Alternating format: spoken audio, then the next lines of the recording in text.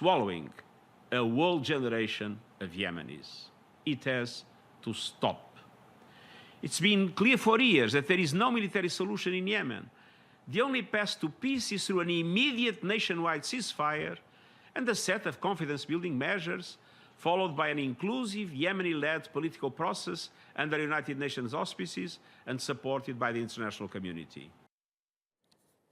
The Executive Director of Dawn, Democracy for Arab World. She also served as Executive Director of Human Rights Watch's Middle East and North Africa division from the years 2004 to 2020.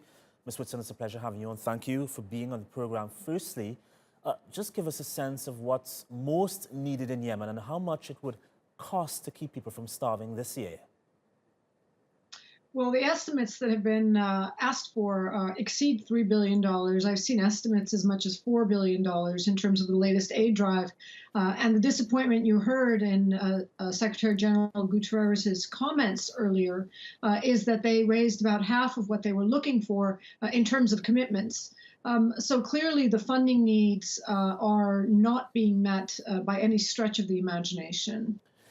I'd like to get your take on what a spokesperson for the Houthis said.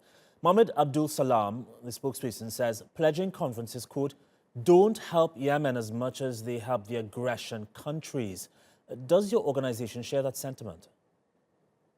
Well, I'm not even sure what that really means, but I would agree that there is a deep, deep problem in asking the very countries who are bombarding Yemen and destroying homes and destroying hospitals to then pay up as donors and to get credit as donors for rebuilding the country. I mean, it really does beggar the imagination, this situation that the Yemeni people are sadly trapped in.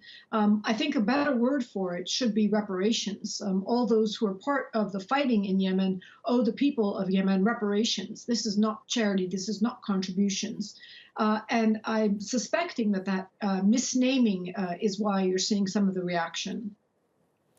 U.S. Secretary of State Antony Blinken called on the Iranian-backed Houthis to stop their military activities in Yemen. How does the U.S. stance affect the humanitarian funds process for Yemen? The Secretary Blinken has announced that he is removing the Houthis off of the designated terror list. So all of the complications that would have arisen by that designation should be alleviated. Nevertheless, the country is subject to complete siege and embargo. And so it is the U.S.-backed Saudi coalition that controls what enters the country, including the food and the fuel that enter the country.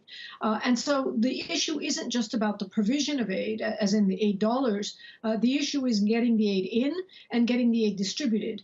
And there, the Houthis have also been completely irresponsible in holding up the delivery of aid, in playing politics with the aid, in stealing some of the aid for their own forces.